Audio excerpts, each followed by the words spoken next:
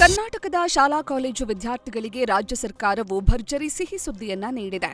ರಾಜ್ಯದ 4 ಸಾರಿಗೆ ನಿಗಮಗಳ ಬಸ್ಗಳಲ್ಲಿ ಸಂಚರಿಸುವ ಎಲ್ಲಾ ವಿದ್ಯಾರ್ಥಿಗಳಿಗೆ ಉಚಿತ ಬಸ್ ಪಾಸ್ ವಿತರಿಸಲು ಸರ್ಕಾರ ಆದೇಶ ಹೊರಡಿಸಿದೆ. ವಿದ್ಯಾರ್ಥಿಗಳು ಸೇವಾ ಸಿಂಧು ಪೋರ್ಟಲ್ ಮೂಲಕ ಆನ್ಲೈನ್ನಲ್ಲಿ ಅರ್ಜಿಯನ್ನ ಸಲ್ಲಿಸಬಹುದಾಗಿದೆ. ತಮಿಳುನಾಡು ಮುಖ್ಯಮಂತ್ರಿ ಸಿ. ಜೋಸೆಫ್ ವಿಜಯ್ ಅವರು ಇಂದು ಮೊದಲ ಬಾರಿಗೆ ಉಡುಪಿಯ ಕೊಲ್ಲೂರು ಮೂಕಾಂಬಿಕಾ ಸನ್ನಿಧಿಗೆ ಭೇಟಿ ನೀಡಿ ದೇವಿಯ ದರ್ಶನವನ್ನ ಪಡೆಯಲಿದ್ದಾರೆ. ಮಧ್ಯಾಹ್ನ 3 ಗಂಟೆಗೆ ಕೊಲ್ಲೂರಿಗೆ ಆಗಮಿಸಲಿದ್ದಾರೆ. ದೇವಿ ದರ್ಶನ ಪಡೆದು ಸಂಜೆ ಮಂಗಳೂರು ವಿಮಾನ ನಿಲ್ದಾಣದಿಂದ ಚೆನ್ನೈಗೆ ವಾಪಸ್ಸಾಗಲಿದ್ದಾರೆ.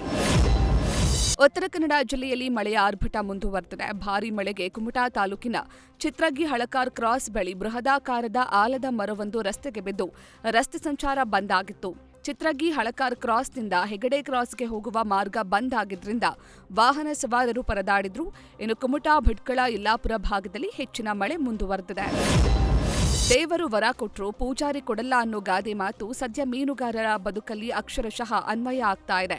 ಯಥೇಚ್ಛ ಮೀನುಗಳು ಕಡಲಿನಲ್ಲಿ ಲಭ್ಯವಿದ್ರೂ ಮೀನುಗಾರರು ಮೀನುಗಾರಿಕೆ ಮಾಡಲಾಗದ ಸ್ಥಿತಿಯಲ್ಲಿದ್ದಾರೆ. ಅಂದು ಮಧ್ಯಪ್ರಾಚ್ಯ ಯುದ್ಧದಿಂದ ಡೀಸೆಲ್ ಕೊರತೆ, ಗ್ಯಾಸ್ ಸಿಲಿಂಡರ್ ಅಲಭ್ಯತೆಯಿಂದ ಮೀನುಗಾರಿಕೆಯನ್ನೇ ಮುಂದೂಡಿದ್ರು ಮೀನುಗಾರರು.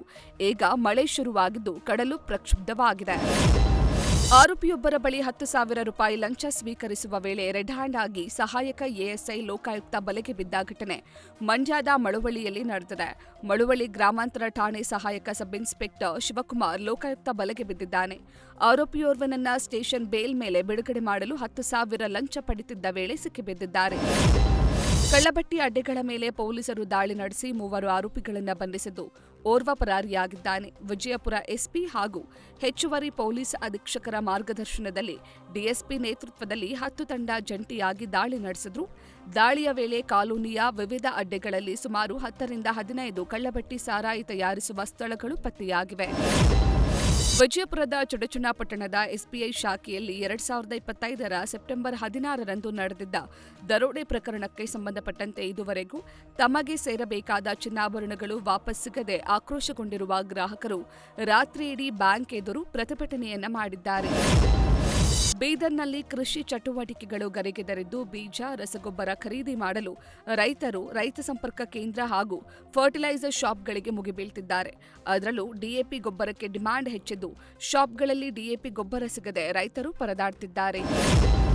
ಸರ್ಕಾರಿ ಶಾಲೆಯಲ್ಲಿ ನೀರಿಗಾಗಿ ವಿದ್ಯಾರ್ಥಿಗಳು ಪರದಾಡಿರುವ ಘಟನೆ ಹಾವೇರಿಯ ರಟ್ಟಿಹಳ್ಳಿ ತಾಲೂಕಿನ ಕಡೂರು ಗ್ರಾಮದ ಸರ್ಕಾರಿ ಹಿರಿಯ ಪ್ರಾಥಮಿಕ ಶಾಲೆಯಲ್ಲಿ ನಡೆದಿದೆ.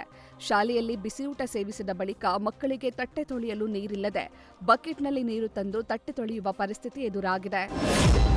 ಕೋಲಾರ ಜಿಲ್ಲೆಯ ಮಾಲೂರು ತಾಲೂಕಿನಲ್ಲಿ ಕೆರೆಗಳ ಮಣ್ಣು ಲೂಟಿ ಮುಂದುವರೆದಿದೆ.